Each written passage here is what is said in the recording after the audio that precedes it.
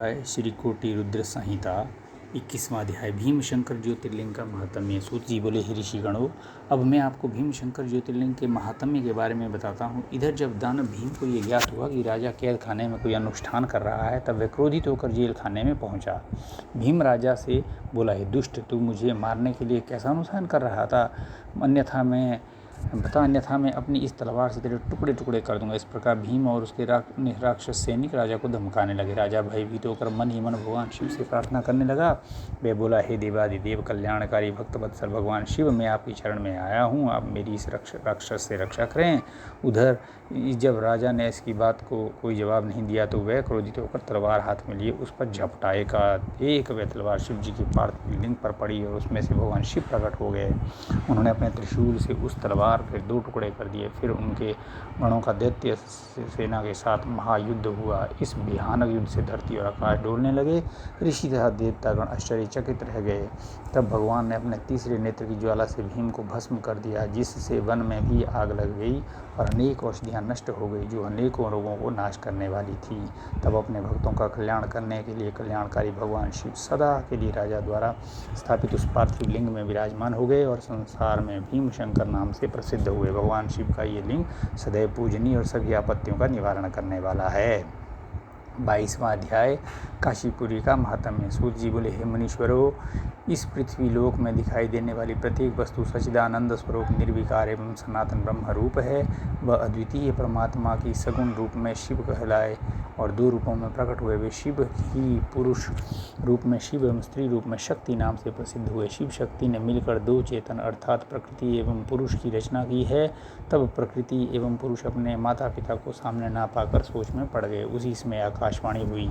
आकाशवाणी बोली, तुम दोनों को जगत की उत्पत्ति हेतु तपस्या करनी चाहिए, तभी सृष्टि का विस्तार होगा। वे दोनों बोले, हे स्वामी, हम कहाँ जाकर तपस्या करें? यहाँ पर तो ऐसा कोई स्थान नहीं है जहाँ तपस्या की जा सके। तब भगवान शिव ने 5 कोस लंबे चौड़े शुभ व सुंदर नगर की तुरंत रचना कर दी। वे दोनों त्रिलोकीनाथ भगवान शिव के चरणों का स्मरण करके वहाँ तपस्या करने लगे। उन्हें इस प्रकार तपस्या करते करते बहुत समय बीत गया।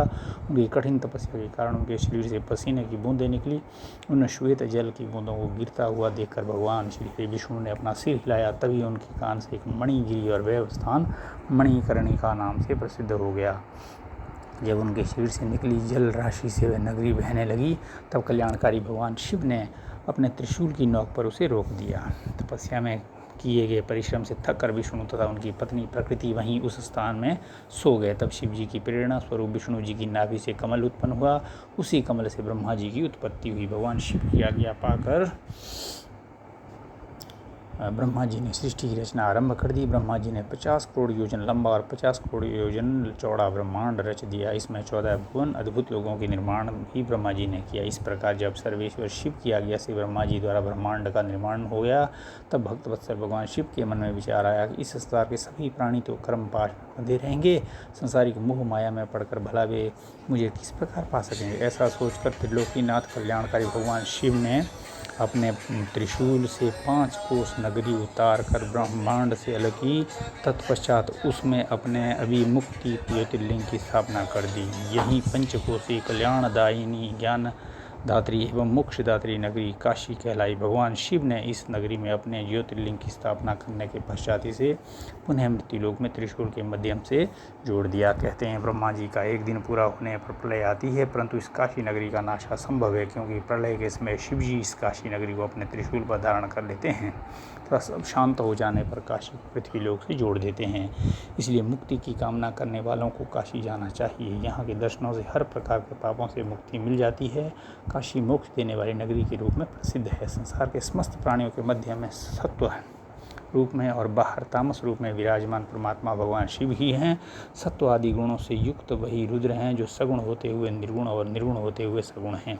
उन कल्याणकारी भगवान शिव को प्रणाम करके रुद्र बोले, हे विश्वनाथ महेश्वर, लोक हित की कामना से आपको यहाँ विराजमान रहना चाहिए। मैं आपके अंश से उत्पन्न हुआ हूँ, आप मुझ पर कृपा करें और देवी पार्वती सहित यहीं पर निवास करें। ब्राह्मणों, जब विश्वनाथ ने भगवान शिव से इस प्रकार प्रार्थना की, तब भगवान शंकर संसार के कल्याण के लिए काशी में देवी पार्वती सहित निवास करने लगे। उसी दिन से काशी सर्वश्रेष्ठ नगरी हो गई।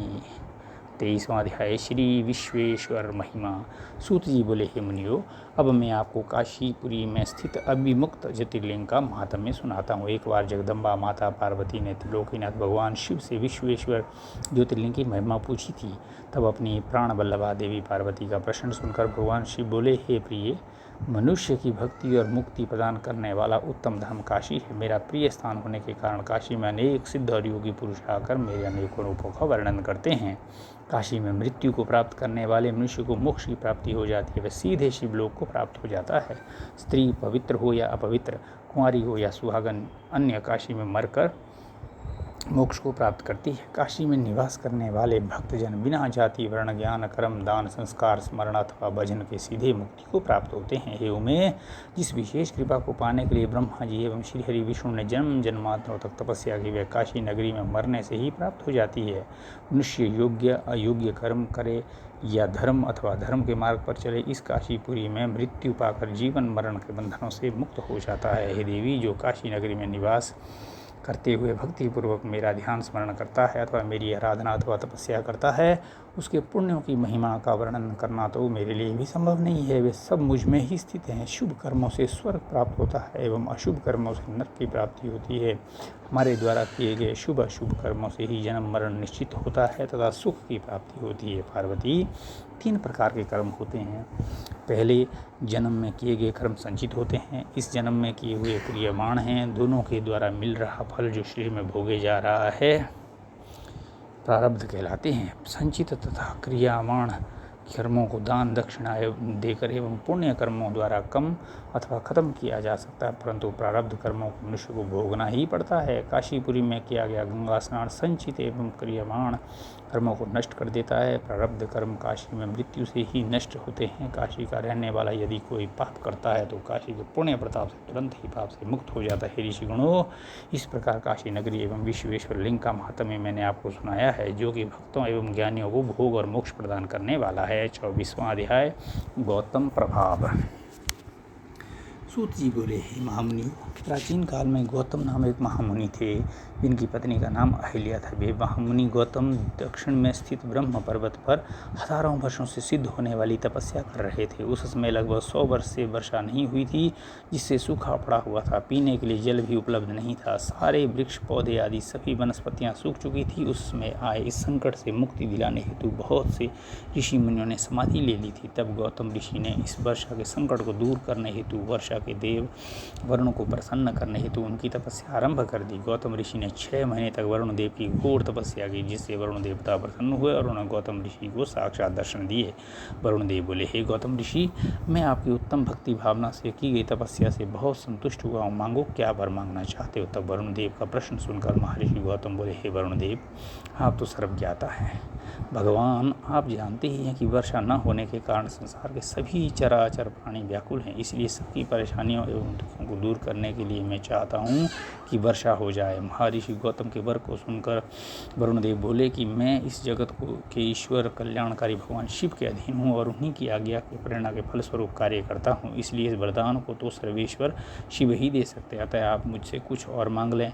तब महर्षि गौतम बोले, प्रभु, आप मुझे जलदान दीजिए, इससे बड़ा पुण्य और कोई नहीं होगा और इसे कोई नष्ट भी नहीं कर सकता। तब गौतम जी की विनती को स्वीकार करते हुए वरुण देव बोले कि आप एक गड्ढा खोदें, मैं उसे जल से भर दूंगा और उस गड्ढे का जल कभी भी खाली नहीं होगा और इससे ये तुम्हारा नाम भी संसार में प्रसिद्ध हो जाएगा। वरुण देव की आज्ञा मानते हुए महर्षि गौतम ने तुरंत एक हाथ लंबा चौड़ा गड्ढा खोद दिया। तब वरुण देव ने उसे जल से भर दिया और महर्षि गौतम से बोले, हे मामुने, इस स्थान पर किए गए सभी कर्म, दान, हवन, देव पूजन, तपस्या, पितृश्राद्ध आदि सब सफल होंगे। ये कहकर वरुण देव अंतर्धान हो गए। तब गौतम ऋषि बहुत प्रसन्न हो गए कि सबके संकटों को उन्होंने दूर कर दिया। इसलिए कहते हैं कि संकट के समय बड़ों की शरण में जाने से दुखों से मुक्ति मिलती है। इस प्रकार महर्षि गौतम इच्छित वर पाकर खुश हो एवं स्नान आदि नित्य कर्मों से निवृत्त होकर जौ आदि अन्न पैदा करने लगे। उस जल से सींच कर उन्होंने मुरझाए हुए वृक्षों एवं पौधों को उन्हें लहला दिया। उस स्थान को छोड़कर चले गए सभी जीव पुनः लौट आए। महर्षि गौतम की परम कृपा से स्थान रिद्धि सिद्धियों से युक्त एवं सभी मनुष्यों के लिए कल्याणकारी एवं सुखदायक हुआ। 25वां अध्याय महर्षि गौतम को गौ हत्या का दोष। सूत जी बोले, हे मुनियो, एक बार की बात है, ब्रह्म ऋषि महर्षि गौतम ने अपने शिष्यों को कमंडल में जल लाने के लिए भेजा। जब शिष्य जल लेने उस गड्ढे पर गए तो उस समय वहाँ कुछ ऋषि पत्नियाँ जल भरने आई हुई थी। उन्होंने गौतम ऋषि के शिष्यों को डांट कर बिना जल दिए ही वहाँ से भगा दिया। आश्रम जाकर शिष्यों ने सारी बातें गुरु पत्नी देवी अहिल्या को बता दी। तब देवी अहिल्या स्वयं जल भरने गई और जल लाकर अपने पति को दिया।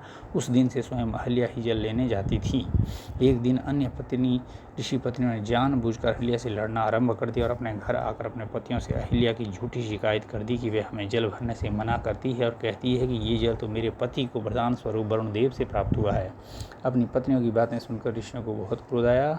गौतम ऋषि को सबक सिखाने के लिए अन्य ऋषियों ने गणपति की आराधना आरंभ कर दी। उनके पूजन से प्रसन्न होकर गणपति प्रकट हुए और बल देने के लिए कहने लगे। तब ऋषि बोले, हे विघ्न विनाशक गणपति, हम चाहते हैं कि गौतम ऋषि यहाँ से आश्रम छोड़कर किसी दूसरे स्थान पर चले जाएं। उनके ये वचन सुनकर गणेश जी बोले, गौतम ऋषि ने तो कोई अपराध नहीं किया है, फिर आप उनका बुरा क्यों चाहते हैं? आप कोई और वरदान मांग लीजिए। परंतु जब ऋषि नहीं माने तो उनकी इच्छित वरदान देने के लिए गणेश जी वहाँ से अंतर्धान हो गए। गणेश जी ने अपना दिया हुआ वरदान सिद्ध करने के लिए गाय का रूप धारण किया और गौतम जी द्वारा लगाए गए जौ खाने उनके खेत में चली गई। जब महर्षि गौतम ने देखा कि वे गाय उनका खेत नष्ट कर रही है तो स्वयं ये एक तिनका हाथ में लेकर उसे बाहर निकालने लगे। उस तिनके से पीड़ित होकर गाय धरती पर गिर पड़ी और मर गई। गाय को मरा जानकर गौतम ऋषि बहुत दुखी हुए। वे अपनी पत्नी से कहने लगे, शायद मुझसे कोई भारी भूल हुई है जिस कारण मेरा आराध्य भगवान शिव मुझसे नाराज हो गए हैं और मुझ पर गौ हत्या का पाप लग गया है। उसी समय वहाँ अन्य ऋषि भी आए जो गौतम ऋषि से बैर रखते थे। उन्होंने महर्षि गौतम, उनकी पत्नी और शिष्यों को बुरा कहकर वहाँ से निकल जाने को मजबूर किया तो वे उस स्थान को छोड़कर वहाँ से चलने लगे।